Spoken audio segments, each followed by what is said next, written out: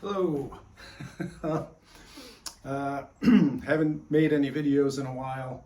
Been busy with various stupid projects and just haven't felt like it. But I sold some synthesizers, and my perfectly set up and arranged studio then looked stupid with several empty stands. It was no longer, just didn't work anymore. So I decided I have to rearrange my studio, which has turned out to be a total fucking disaster. I've already spent several hours doing this, and yeah, way bigger project than I thought it was going to be. I thought it was just going to be a shuffle some stuff around. But yeah, I sold 3 synths and I still have another one up for sale. So I'm down to a mere 20 synthesizers, like a synthesizer hobo. But yeah, so I don't know. I figured why not throw the phone up and show you some of the process. I don't know how much I'll show you, but it's a shit show in here right now. It is a disaster, but I think I got ideas. I think it'll turn out all right. But yeah, it's a mess. I'll show you the mess. Let's start with that. All right, we're going up to the disaster area here. Used to be so pretty. All right, we got synthesizers lying all around. The Polybrute's for sale. Not gonna keep that one. Oh, so just totally ripped up everything here. Kind of have some stuff in place, getting ideas for that side. This side's all ripped up because I want to fit my drums in there. They used to be on the other side of the room, but I wanted to set up my drums with these synths on the left so I could go back to doing my left-hand synth playing while drumming, which I did for those 4 bastards. I want to try and do more stuff with that. Also, it's a good opportunity to clean these drums. I don't know if you could see how filthy this 1962 kick is that I'm still using. But yeah, I can barely move in here, but this is gonna be the new rectangle setup. It used to be a more length of the room kind of thing. But as it is, there's not enough space for drums back here. I also wanted the main recording console behind me so I could easily mic drums, tweak stuff all when I'm sitting there. That's how I used to do it back in the 90s when I was recording in my parents' basement. And I actually kind of miss how that stuff turned out. I'm really surprised. I like the drum sound I got back in those 4-track days. But yeah, what I need to do is shrink this rectangle, make it tighter back here. That's why I removed one stack that was in that corner. All this stuff gonna come back over here. But yeah, I really like the Moog one over the Poly Moog look here. Odyssey in the corner. Then my Prophet 10 over the Krumar with the cat in the corner. Kind of really dig that. You could have someone back here, you know, doing some synth shit while I'm back here drumming, should I actually want someone else around me, which is rare. But yeah.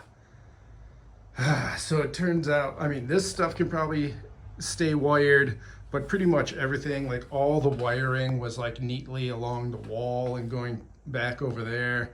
That's all gonna have to be pulled out. I don't know if the mixers are gonna be able to stay.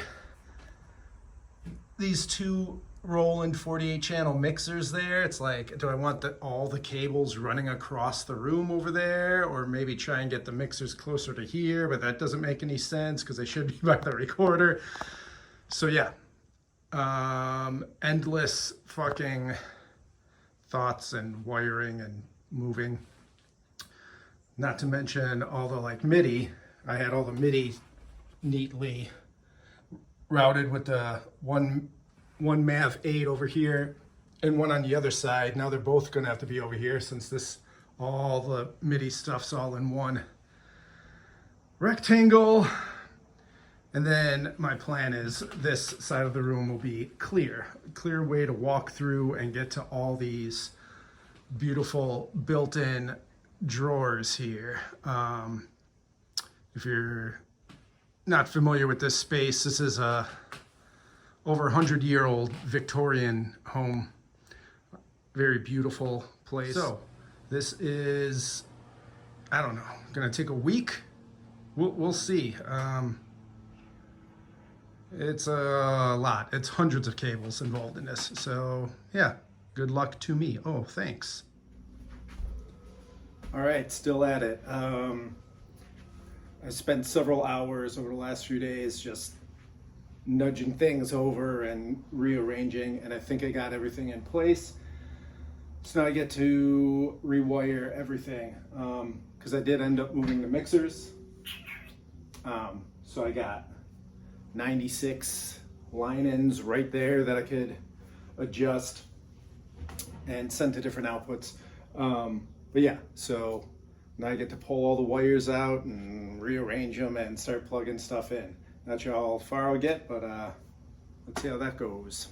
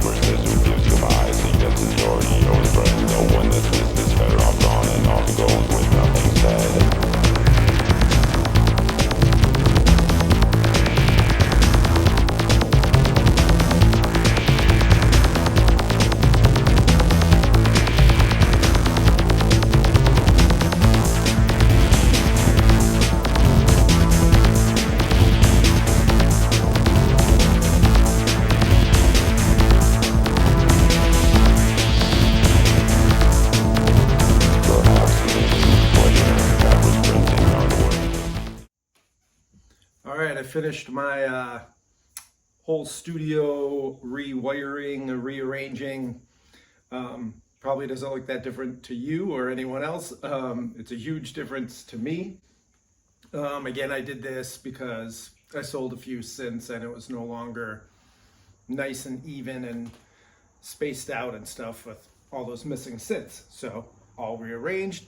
I did not show all the rewiring because after doing a couple time-lapse videos of me just unplugging stuff, I realized that would have been way too much. So, but yeah, it was several days, hundreds of cables. So I'll give you a quick look around and how it's set up now. All right, at first it probably looks like more of a mess since it's not just two straight lines, but it really isn't. So on this side, this is basically the synthesizer zone. Yeah, got all this in a nice little laid out square. Everything easily accessible. I can control anything from the Prophet 10 because almost everything has MIDI or MIDI mods in here. I really like the Moog 1 over the Poly Moog here. The Poly Evolver down there is a master, so I can control the Maxi Korg and the CS30 as dual phonic MIDI synths. The TS12 is a master down there because I have all the drum machines mapped across the keyboard, real easy, play anything or sequence anything. And the SD1 down there is set as a master. If you didn't watch my last DAWLESS studio video. Yeah, it all comes down to these really great old Kawai Mav 8s. I got one there, one here. So everything's routed through that. And I can play anything from anywhere, sequence anything from the Ensonics. Lots of MIDI CV converters all over the place. So these mixers are wonderful. And so 48 channels each. Everything's wired into there. You could easily turn off the A or the B. Easily route it into master outs or sub outs or the monitor outs, or those can be off, and you got, well, aux 1 and aux 2 are pre-fader, so it doesn't matter if they're not through the mains or anything, and those go through various effects. Also this old stuff, this way you can stand, mess around with drum machines while you're messing around with distortion and old Effectron delay, which I like to do. So yeah, just turn the aux up and it'll route whatever you want into the various effects routes. Also on one of these, I do not use the main outs, and the reason I do that is because I have more mono synths hooked up to one and more stereo synths hooked up to the other. So the one where I have more mono synths hooked up, not monophonic, mono as in audio, not stereo. Anything with like one output only.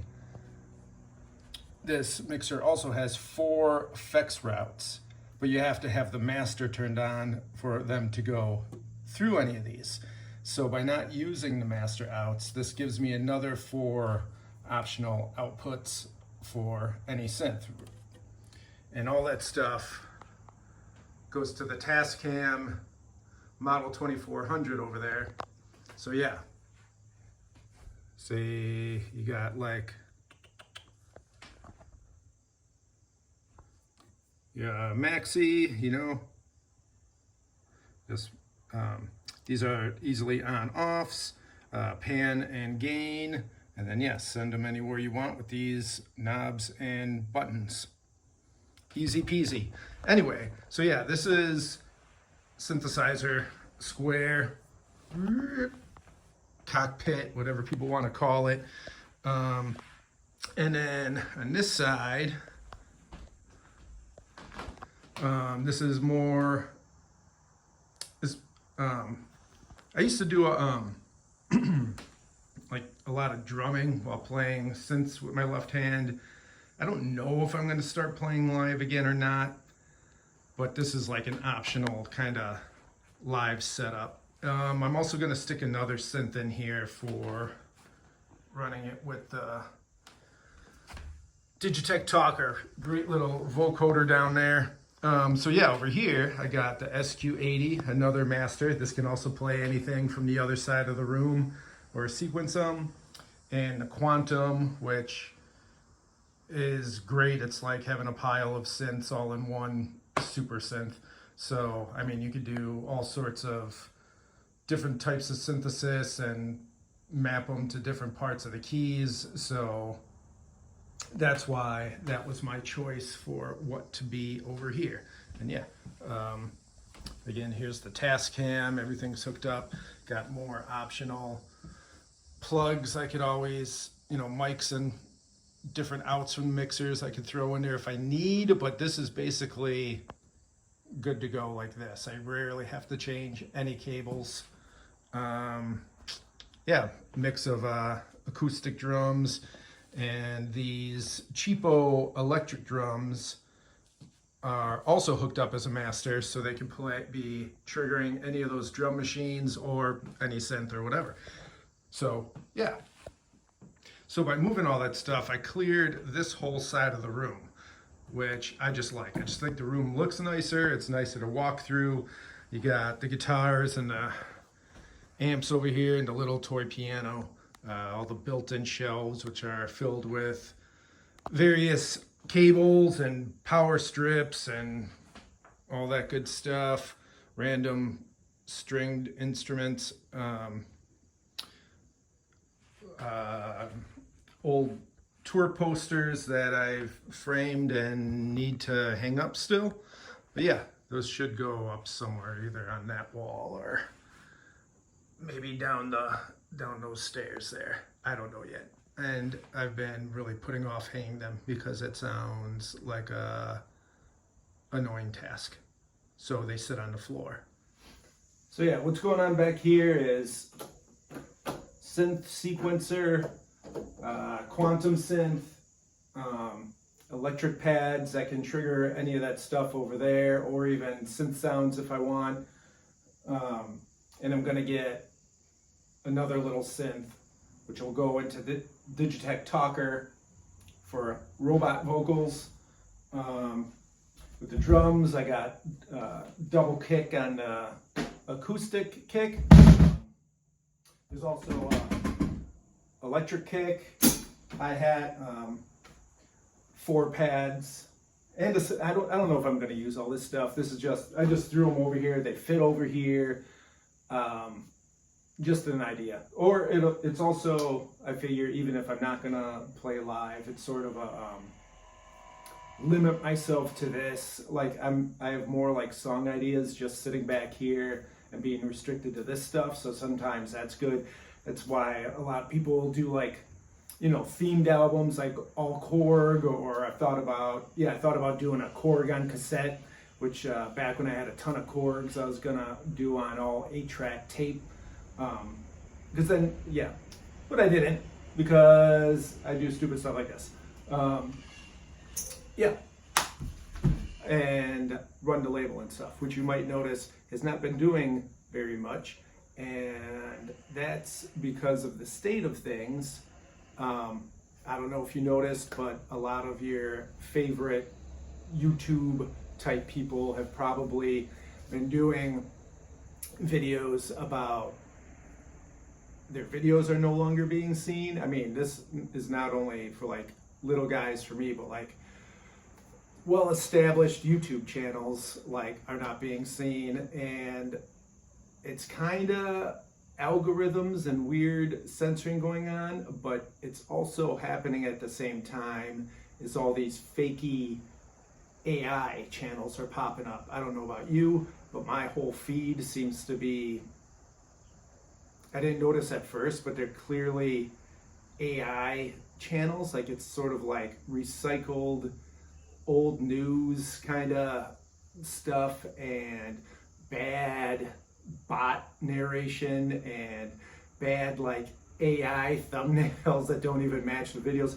just lots of that. And I think it's all one kind of problem. I think they're kind of drowning out the real people that have been here doing shit and are pushing the AI garbage. So, which goes back to the don't support that stuff. It's terrible. It's only going to get more terrible. Sad but true. And as for the label, I don't know if I'm even going to release anything digitally anymore. If we do anything, I'm thinking it's going to be physical only. I'm done with it. I took all my stuff off like Spotify and everything. I don't know if it's actually gone yet, but I did cancel all my accounts for all that stuff, all the digital distribution for all the stuff on Secret Records, including my stuff. And I think it's just going to be, you want to buy a record, you can buy a record. Otherwise, tough luck. We'll see. Yeah, times are tough for everyone. People much more famous and just established people that I know are doing worse. So yeah, that's that. Bye.